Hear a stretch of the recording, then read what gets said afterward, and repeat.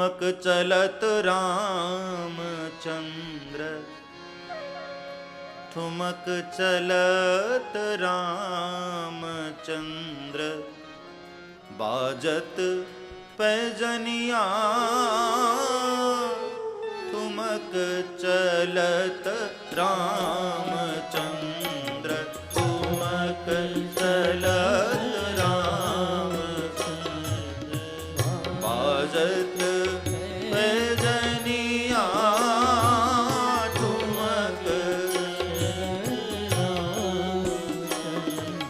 ठुमक ठुमक ठुमक ठुमक ठुमक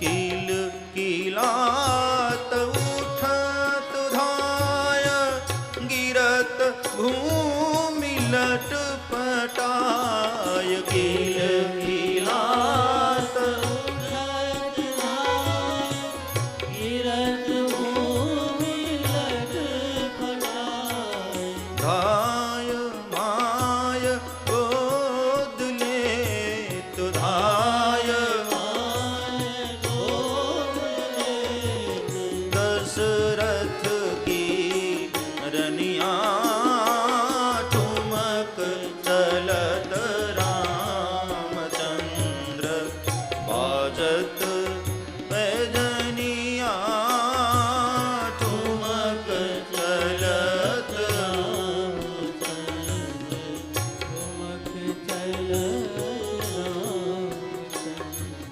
भगवान छम छम करते हुए पूरे आंगन में घूम रहे हैं। कभी कभी मणिखंभों को पकड़कर भगवान खड़े होना चाहते हैं, लेकिन अभी छोटे हैं ना, हाथ फिसल जाता है, गिर जाते हैं, रोने लगते हैं बैठकर। दौड़ती है कौशल्या मैया और कहती है, मैया अच्छा अच्छा खड़े होना चाहते थे, इतनी जल्दी है। गोद में लेकर के मैया पुनः दुग्धपान कराती है, चुप कराती है प्रभु को, फिर से खेलने के लिए छोड़ देती है और भगवान पूरे आंगन में घूम रहे हैं। द्वार पर खड़े हुए महात्मा लोग भगवान की इस लीला का दर्शन कर रहे हैं और आंख में भाव के अश्रु रो रहे हैं महात्मा लोग। मैया ने देखा, जब से मेरा लाला हुआ है ये महात्मा लोग हमारे दरवाजे पर ही खड़े रहते हैं। मैया बाहर आई, बाबा कौन हैं आप लोग? आपके चेहरे को देखकर ऐसा नहीं लगता कि आप लोग भिक्षा मांगने वाले हैं। सच बताइए महाराज, कौन है आप लोग? और जिस दिन से मेरा लाला हुआ है आप लोग हमारे द्वार को छोड़कर जाते ही नहीं, 2 जाते हैं तो 5 चले आते हैं। कौन है महाराज आप लोग? महात्माओं ने कहा, मैया तूने ठीक पहचाना, हम लोग कोई भिक्षा मांगने वाले नहीं है मैया, हम तो तेरे द्वार पर तेरे लाला की लीलाओं को देखने के लिए खड़े रहते हैं। पता है मैया, हम सब का जो पिता है, सारे ब्रह्मांड का जो मालिक है, इन दिनों वो तेरे घर बालक बनकर के घूम रहा है। अब हम जाएं भी तो कहां जाएं मैया?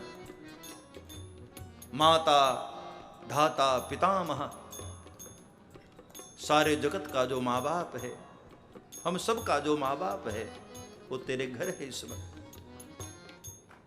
बहुत किस्मत वाली है मैया, तो बहुत भाग्यशाली है। मैं तो द्वार पर खड़े खड़े ये सोच रहा हूं मैया, भगवान मुझे मानव बनाने से अच्छा होता तेरे घर के आंगन का पत्थर बना दिया होता।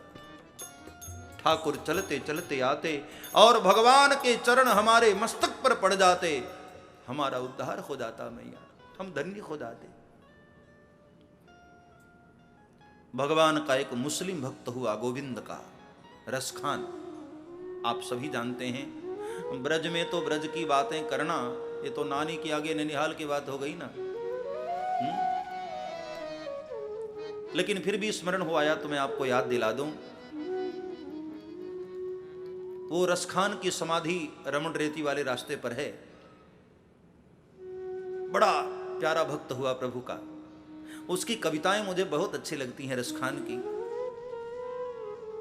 बांके बिहारी का दर्शन किया ना तो भूल ही गया कि मैं कौन हूं। और बांके बिहारी को उसने प्रार्थना करते हुए कहा था, मानुष हो तो वही रस खान, बसो ब्रज गोकुल गांव के ग्वालन। मानुष हो तो वही रस खान, बसो ब्रज गोकुल के ग्वालन। जो पशु हो तो कहो बस मेरो, चरो नित नंद की धेनु मंधारन। जो पशु हो तो कहो बस मेरो, चरो नित नंद के धेनु मंधारन। जो खग हो तो बसेरो करो, जो खग हो तो बसेरो करो। नित कालिंदी कुल कदम्ब की डारण। वाहन हो तो वही गिरी को जो धरो कर क्षत्र पुरंदर धारण। वाहन हो तो वही गिरी को जो धरो कर क्षत्र पुरंदर धारण। धरो कर क्षत्र पुरंदर धारण। धरो कर क्षत्र पुरंदर धारण। ये कविता रसखान ने गोविंद को प्रार्थना की, हे हरि, हे गोविंद, अगली बार मुझे मनुष्य बनाना तो इसी ब्रज में किसी गांव का ग्वालवाल बना देना। और कदाच मेरे इतने पुण्य ना हो, आपको ऐसा लगे कि नहीं ये मनुष्य बनाने योग्य नहीं है, कोई बात नहीं गोविंद, पशु बना देना। लेकिन पशु बनाना तो नंद बाबा की गैया का बछड़ा बनाना। जिनको आप चराने जाते हैं, इतना प्यार करते हैं, मुझे वो बछड़ा बना देना मालिक। और कदाच मेरे इतने भी पुण्य ना हो, आपको ऐसा लगे कि नहीं इसको बछड़ा नहीं बनाना, पशु भी नहीं बनाना इसको, कोई बात नहीं गोविंद, पक्षी बना देना। लेकिन पक्षी बनाकर मुझे कहीं दूर मत करना प्रभु, मेरा बसेरा कदम्ब वृक्ष के उस डाली पर देना, जमुना के तीर पर, ताकि दोपहर में आप जब गायों को जल पिलाने आए तो वे अपने घोंसले में बैठा बैठा आपका दर्शन कर पाऊं। और आपको ऐसा लगे कि नहीं ये बहुत पापी है, इसको पक्षी भी नहीं बनाना है, कोई बात नहीं मालिक, पत्थर बना देना। लेकिन पत्थर बनाकर मुझे कहीं दूर मत फेंक देना प्रभु, गिरिराज गोवर्धन का पत्थर बनाना, जिसको आपने अपने बाम कर कमल से उठाया था। और एक बार गोविंद आपने जिसको उठा लिया हो उसको दुनिया में कौन गिरा पाएगा मालिक, उस गिरिराज गोवर्धन का पत्थर बनाना। ऐसी मांग करता था रसखान। यहां कौशल्या मैया के द्वार पर खड़े हुए महात्मा लोग प्रभु का दर्शन करके यही तो कह रहे हैं, प्रभु इससे अच्छा होता मैया के आंगन का पत्थर बना दिया होता। जही जो निजन्म करम बस, तह राम पद अनुराग। रामायण में किष्किंधा कांड में बाली की ये बात मुझे बहुत अच्छी लगती है कि हे प्रभु इतनी करुणा कर दो, इतनी कृपा कर दो मुझ पर। अब नाथ करी करुणा बिलो कहूं, देहूं जो बर मागूं। नाथ करी करुणा बिलो कहूं,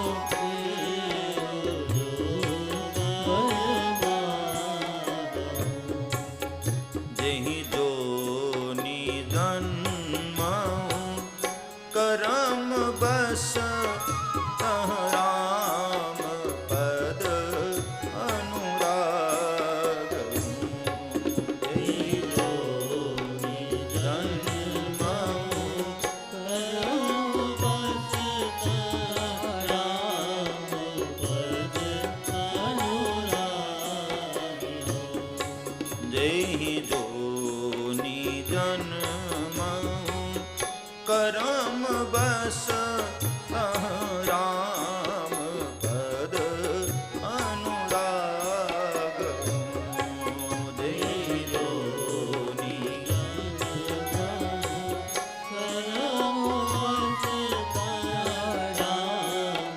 पद अनुराग। किसी भी योनि में मेरा जन्म हो, अपने चरणों से मुझे दूर मत करना प्रभु। देखी जोनि जन्मों कर्म बस।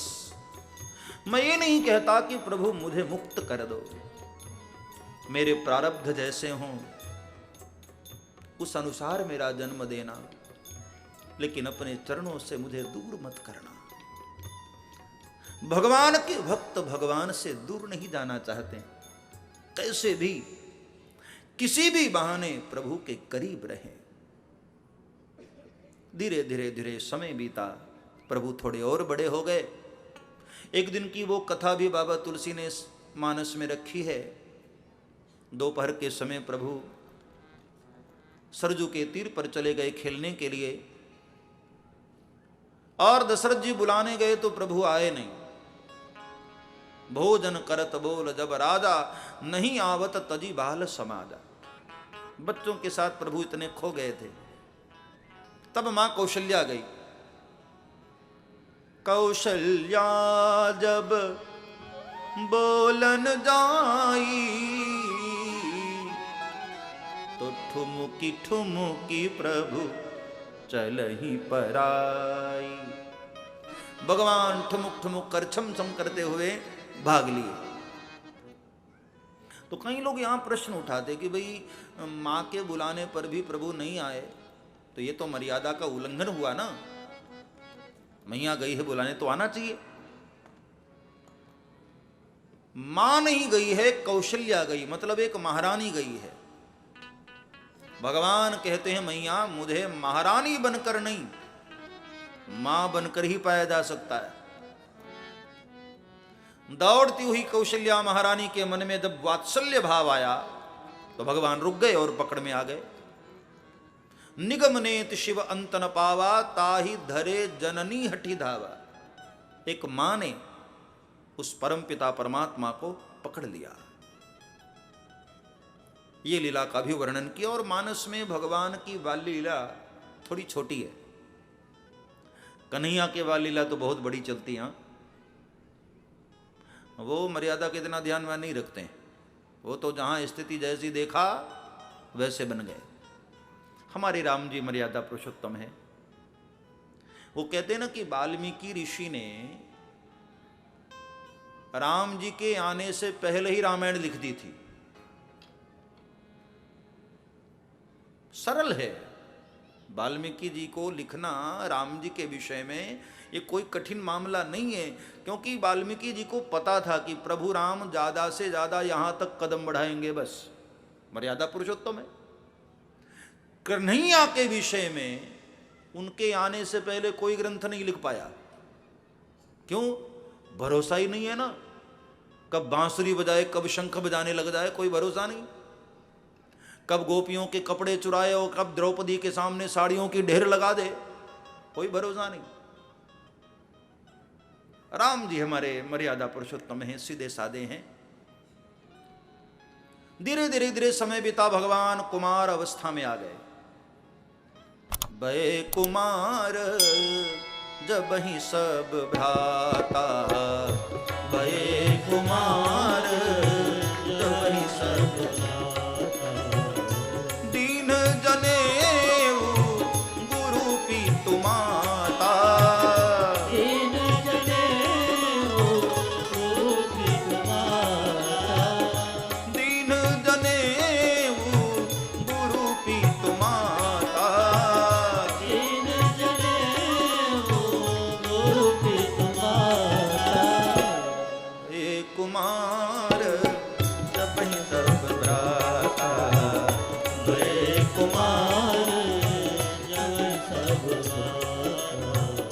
भगवान जब कुमार बन गए तो अब चारों भाइयों का उपनयन संस्कार हुआ, यज्ञोपवीत। गायत्री मंत्र की दीक्षा से चारों भाई दीक्षित हुए। ओम भूर्भुवः स्वः तत्सवितुर्वरेण्यं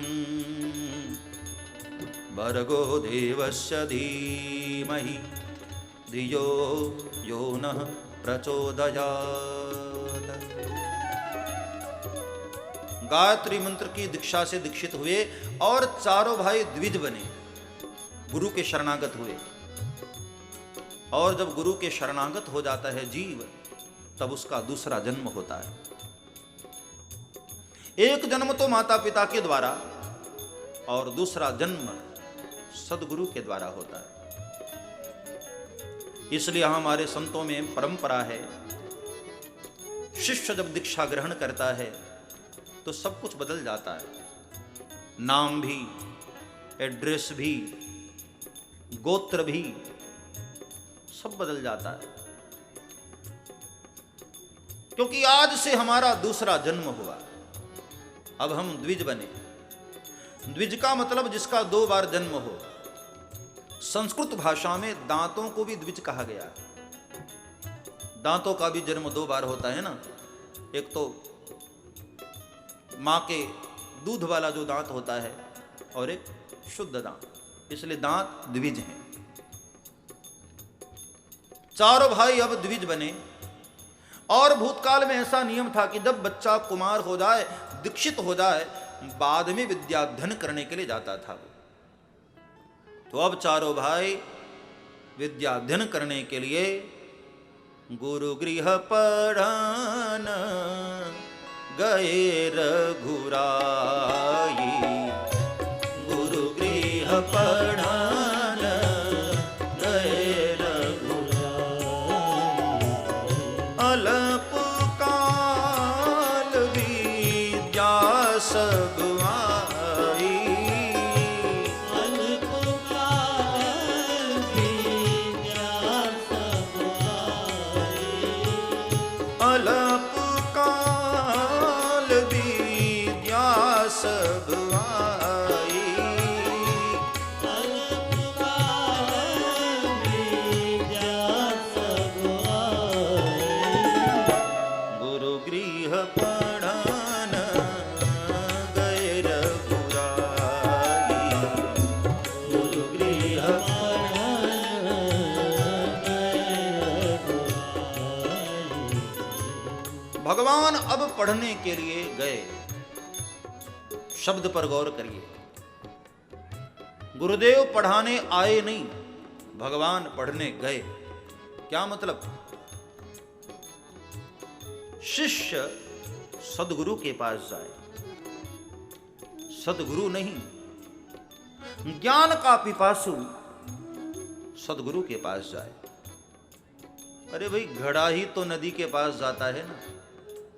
नदियां घड़े के पास थोड़ी आती हैं। घड़ा नदी के पास जाए, कितने ही पैसे खर्च कर लो, नदी घर पर नहीं आती है। घड़ा ही नदी के पास जाता है। हाँ, पैसे खर्च करोगे तो नगर पालिका वाला नल जरूर आ जाता है। नल तो नल है, तुम्हारे हाथ की चाबी, जब चाहो खोलो, बंद कर दो। सदगुरु तटस्थ होते हैं। शिष्य ही वहां जाए। भगवान खुद गए पढ़ने के लिए। और भगवान है तो उनको भला क्या पढ़ना। बहुत अल्प काल में समस्त विद्याओं का ज्ञान ले लिया प्रभु ने। साक्षात ईश्वर थे वो तो। जाकी सहज श्वास श्रुति चारी। हर श्वास में ही वेद की ऋचाएं निकलती हों, उन्हें भला क्या पढ़ना। अल्पकाल, बहुत कम समय में समस्त विद्याओं का ज्ञान, ऐतिहासिक, भौगोलिक, सामाजिक, नैतिक, शास्त्र, शस्त्र, हर प्रकार की विद्याओं का ज्ञान लिया प्रभु ने और लौटे। जब पढ़कर प्रभु घर आए ना, तो भगवान की दिनचर्या ही बदल गई। प्रातः काल उठी के रघुनाथा,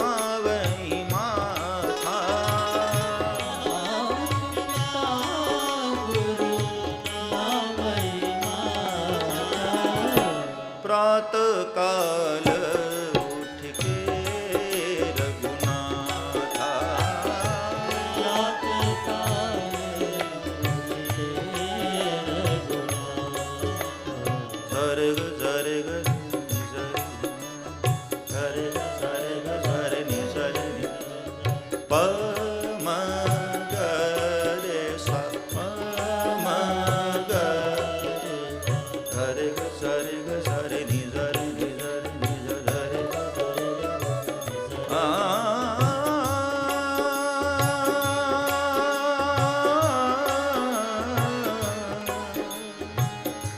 भोर सुबह उठ जाते हैं प्रभु ब्रह्म मुहूर्त में और प्रातःकाल उठकर अपने माता पिता को प्रणाम करते हैं। ये दुनिया को संदेश दिया प्रभु ने। और युवाओं को चाहिए सुबह जल्दी जगे, सूर्योदय के साथ जगे तो अति उत्तम, सूर्योदय से पूर्व जगे और भी अच्छी बात है। भोर सुबह जगो और उठते ही सबसे पहले क्या करो, अपने माता पिता को प्रणाम। कभी आपने सोचा 33 करोड़ देवताओं में गणेश जी प्रथम पूज्य हैं, पहले पूजा होती है भगवान गणेश की। कैसे? ऐसा क्या किया गणपति ने? शिव पुराण में बड़ी प्यारी कथा आती है। शर्त रखी गई कि जो धरती की परिक्रमा करके पहले आ जाएगा वही प्रथम पूज्य होगा। सब निकले धरती की परिक्रमा करने के लिए। भगवान गणपति भी अपने चूहे पर बैठकर चले। अब चूहा कितना दौड़े। नारद जी हंसने लगे। एक तो गणपति लंबोदर हैं, बड़ा पेट है, चूहे पे बैठ गए हैं, क्या हालत होती होगी चूहे की, और बेचारा चले भी कैसे। नारद जी ने कहा आधी जिंदगी गुजर जाएगी, परिक्रमा पूरी न होगी तो। अरे बोले सबसे बड़ी धरती अपने मैया के चरणों में होती है। एक काम करो, माता पिता की परिक्रमा कर लो, हो गई पूरी धरती की परिक्रमा। और माता पिता के आशीर्वाद से गणपति प्रथम पूज्य हुए। जो बच्चे दुनिया में अपना नाम करना चाहते हैं, यश पाना चाहते हैं, ऐसे बच्चे प्रयोग करें।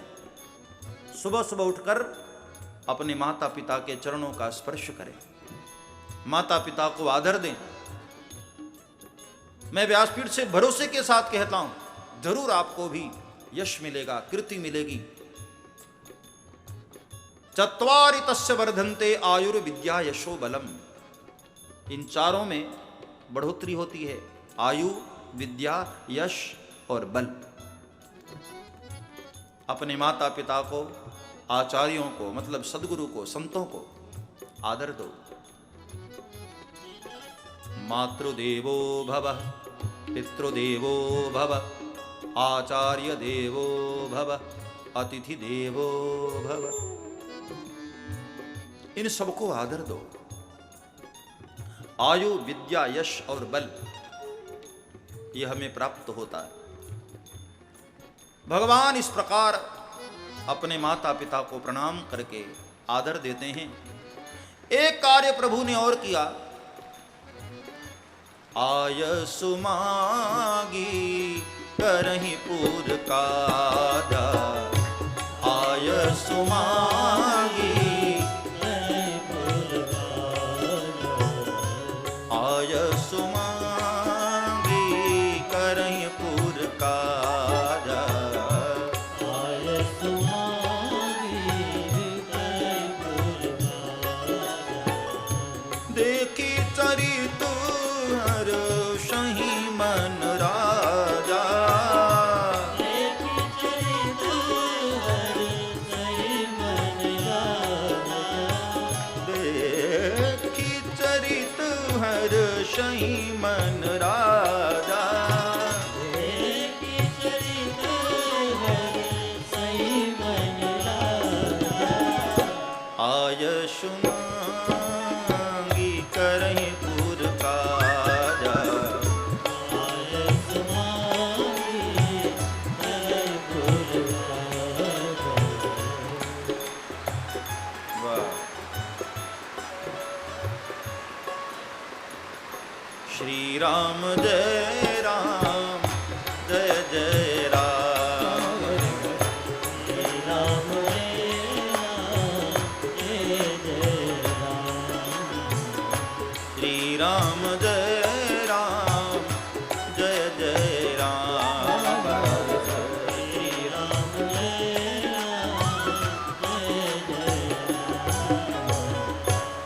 आयस मांगी करही पुर काजा।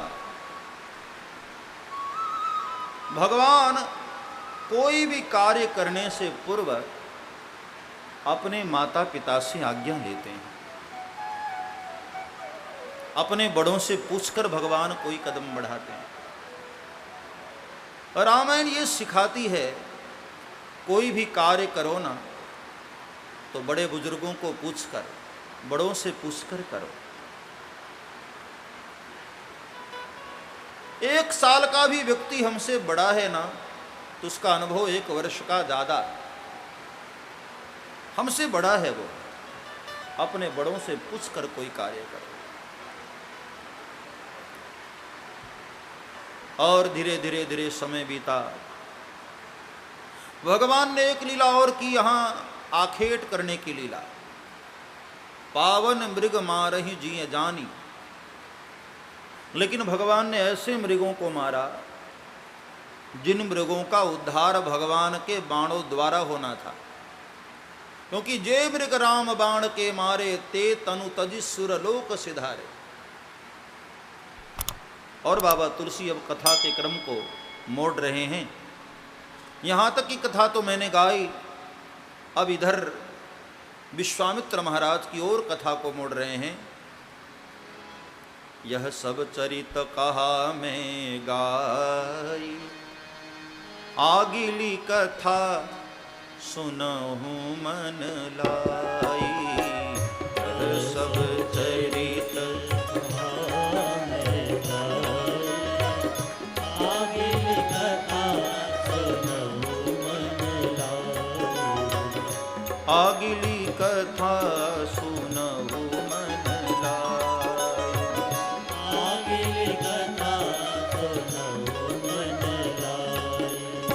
श्री राम जय राम जय राम, श्री राम जय राम जय राम, श्री राम जय राम जय राम, श्री राम जय राम जय राम, श्री राम जय राम जय राम, श्री राम जय राम जय राम। विश्वामित्र महामुनि ज्ञानी, बसहि विपिन शुभ आश्रम दानी।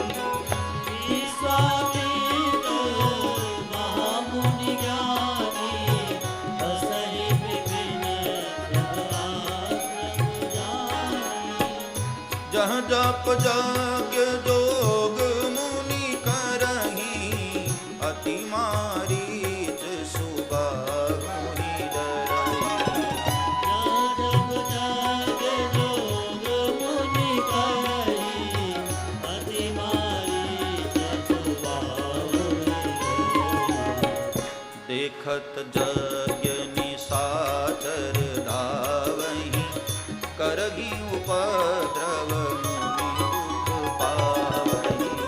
देखत यज्ञ निशाचर धावहि, करहि उपद्रव मुनि दुख पावहि।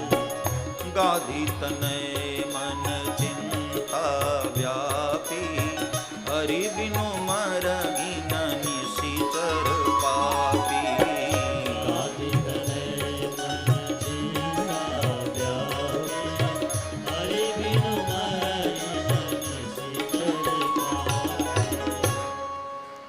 यहां से कथा को मोड़ दिया विश्वामित्र महाराज की ओर।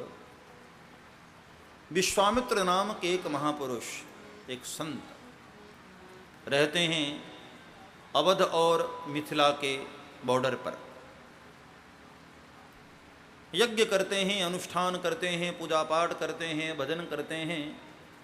लेकिन रावण के द्वारा भेजे असुर बाबा को बड़ा परेशान करते हैं। भाई, संतों को परेशान करना ये आज की परंपरा नहीं है, त्रेता द्वापर में भी होता था। जो अच्छा काम करता है ना, दुनिया बड़ा परेशान करती है उसको।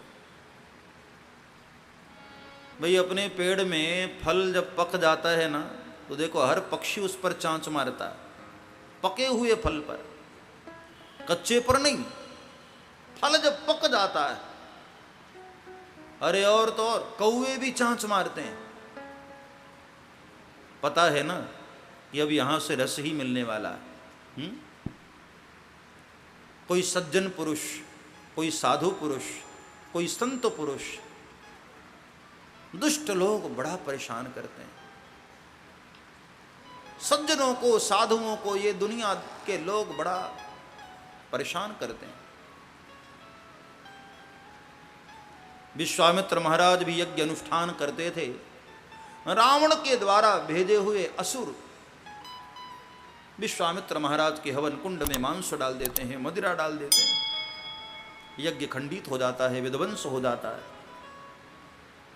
समाज में कई लोग ऐसे होते हैं, ना तो खुद भजन करते हैं, ना दूसरों को करने देते हैं, ना खुद अच्छा कार्य करेंगे, ना दूसरों को करने देंगे। कोई समाज में अच्छा कार्य करने चले, टांग पकड़ के खींचेंगे, विक्षेप करेंगे, विध्वंस करेंगे। बाबा तुलसी ऐसे लोगों को ही असुर कहते हैं, जो मां नहीं मातु पिता नहीं देवा, साधुन ते करवा वही सेवा, जिनके यह आचरण भवानी, तिन जानहु निश्चर सम प्राणी। अरे राक्षसों को कोई सींग और पूछ थोड़ी होता है, हम में से ही कई लोग राक्षस हो जाते हैं, जो अपने धर्म को न माने, माता पिता को न माने, साधु संतों को न माने, वेदों को आदर न दे। ऐसे लोग क्या हैं? ऐसे लोग ही तो असुर हैं। ये मत सोचना कि राक्षस कोई बड़े बड़े दांत वाले, बड़े सींग वाले नहीं। आजकल राक्षस भी वीआईपी होने लग गए भैया, बड़े सुंदर सुंदर होने लग गए। मां नहीं मातु पिता नहीं देवा, साधु न ते कर, जो साधुओं को परेशान करे। साधुओं ने तुम्हारा क्या बिगाड़ा है भैया? भजन करते हैं, पूजा पाठ करते हैं, ध्यान करते हैं, तुम्हें हरि मार्ग दिखाते हैं, और बेचारे क्या करते हैं? यही तो करते हैं। बदले में तुम थोड़ी सेवा कर देते हो, 2 पैसे दे देते हो, तुम्हारे देने से भी होगा क्या? साधुओं को बड़ा सताया जाता रहा है शुरू से, इसलिए परित्राणाय साधु नाम। भगवान जब धरती पर आते हैं तो किसके लिए? साधुओं के लिए।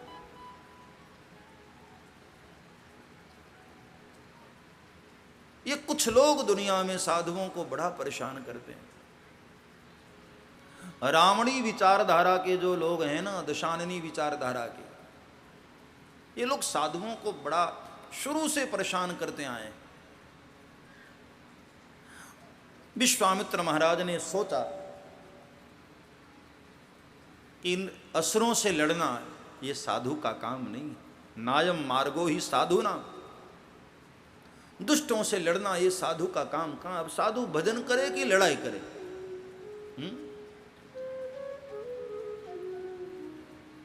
विश्वामित्र महाराज ने सोचा कि भाई यज्ञ तो मुझे पूर्ण करना है, और ध्यान रहे यज्ञ से केवल आत्मकल्याण ही नहीं, समाज का भला होता है।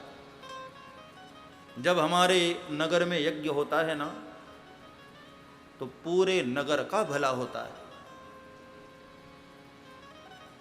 ये इंद्र देवता इसलिए इतने प्रसन्न हैं। राम जी आने वाले हैं ना, और यज्ञ भी हो रहा है, आनंदित है। अब इंद्र आएगा तो भाई देखो अपने दल बल के साथ आएगा ना, तो ये सब सारे देवता लोग आजकल टहल रहे हैं यहां ब्रजभूषण मंदिर के आसपास, इसलिए सब ये सब हो रहा है। कोई भी देवता आ रहे हैं तो स्वागत में, और तो कुछ नहीं, तो ये छिड़काव ही हो रहा है। यज्ञ से समाज का भला होता है।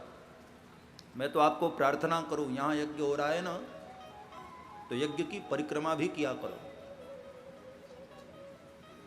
हो सके तो 108 परिक्रमा करो।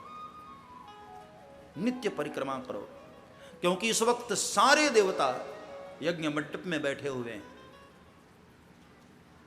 ब्रह्मा, विष्णु, महेश, इंद्र, पवन, कुबेर, यम, सब लोग यज्ञशाले में होते हैं। उनकी परिक्रमा कर लेने से 84 लाख योनियों का जो चक्कर है ना, वो 84 लाख योनियों में वो चक्कर हमारा मिट जाता है, जो 108 परिक्रमा का लगा लेता है यज्ञ नारायण भगवान की। अच्छा मौका है मेरे भाई बहन, ऐसे मौके कहाँ मिलते हैं।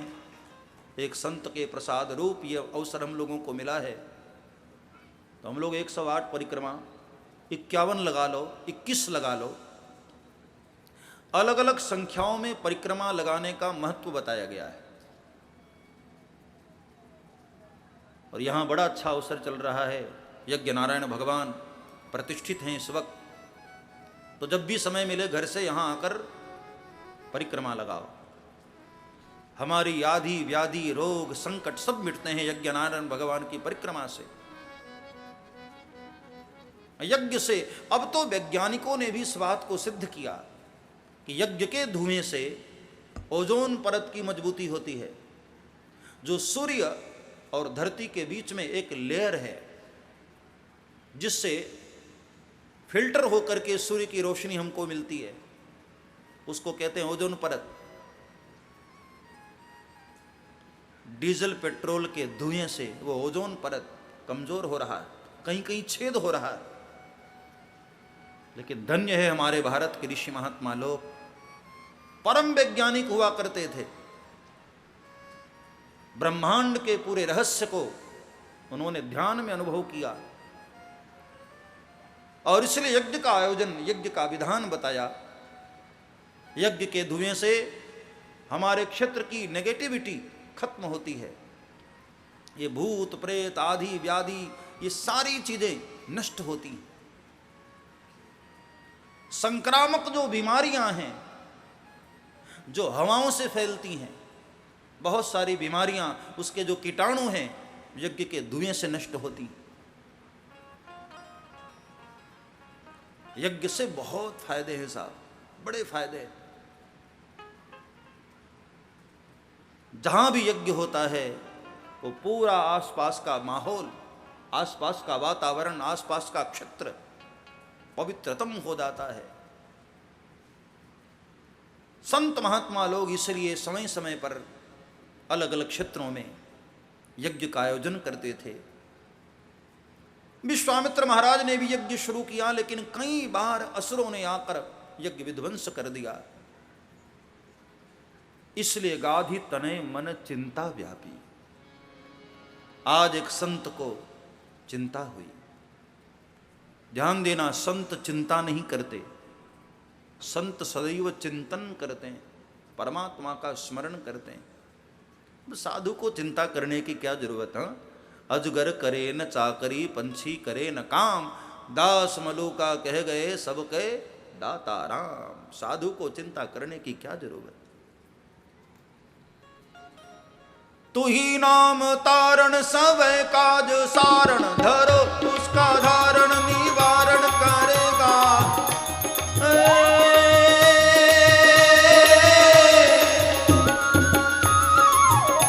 तू ही नाम तारण सब काज सारण, धरो उसका धारण निवारण करेगा। लखा दात वाकु दिया दूध माँ को, खबर है प्रभु को सबर जो भरेगा। तेरा ढूंढ सीना मिटा दिल का कीना, जिन्हें पेट दीना वो आपे भरेगा। मुरादम कहे जो मुकद्दर के अंदर, जिन्हें टांग मारा न तारा टरेगा, जिन्हें टांग मारा न तारा।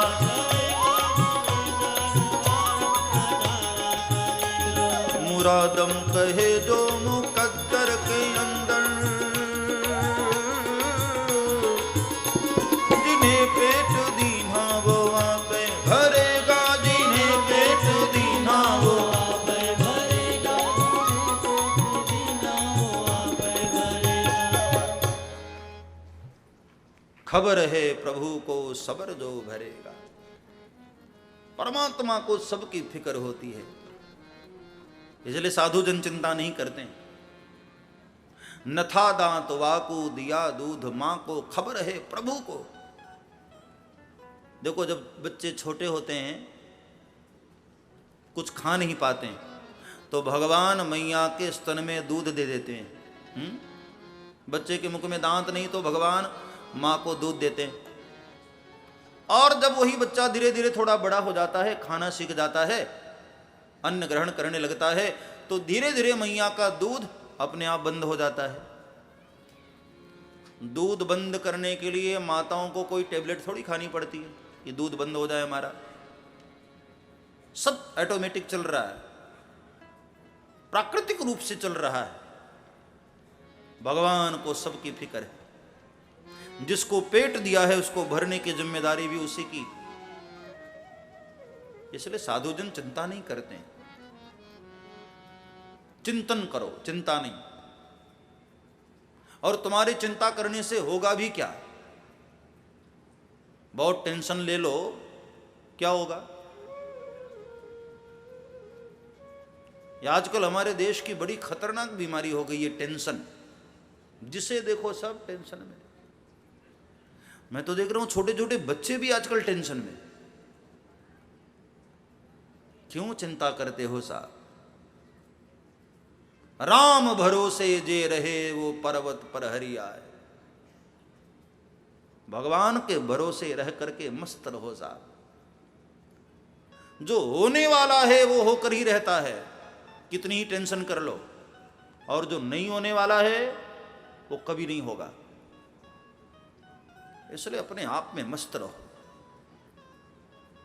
मैं देखता हूं कथा में भी कई लोग बैठे खोए रहते टेंशन में। अरे यहां तो मस्त रहो साहब, अपनी मस्ती में रहो। परमात्मा तुम्हारी हर आवश्यकता को पूर्ण करेगा ही, ये पक्की बात है। हां, तुम्हारी इच्छाओं की पूर्ति नहीं करता, वो आवश्यकताओं की पूर्ति करता है। गरीब से गरीब आदमी की भी आवश्यकता जो है उसकी पूर्ति करने की जिम्मेदारी परमात्मा की है। आप अपने जीवन में अनुभव करना। मैंने तो दुनिया में कई ऐसे लोगों को देखा है, गरीब से गरीब व्यक्ति को भी बेटी की शादी के लिए कोई पैसे न थे, रिश्ता कर दिया, शादी की तिथि नजदीक आने लग गई, बड़ा परेशान रहता है वो व्यक्ति। कई लोग ऐसे मुझे मिले कि बापू बेटी की शादी रख दिया है, पैसे है नहीं, बड़ा डर लग रहा है, कैसे होगा। और वही आदमी जब 1 महीने के बाद मिलता है तो कहता है कि महाराज कैसे मेरी बेटी की शादी हो गई, कहां से इंतजाम हो गया, मुझे पता ही न चला, सब अपने आप हो गया। करने वाले परमात्मा होते हैं साहब, कहीं न कहीं से वो व्यवस्था करते हैं तुम्हारी। तुम अनुभव कर लेना कभी भी जीवन में, जिस चीज की तुम्हें आवश्यकता होगी ना, परमात्मा वो पूर्ति जरूर करता है। हाँ, तुम्हारी इच्छाओं की नहीं करता है।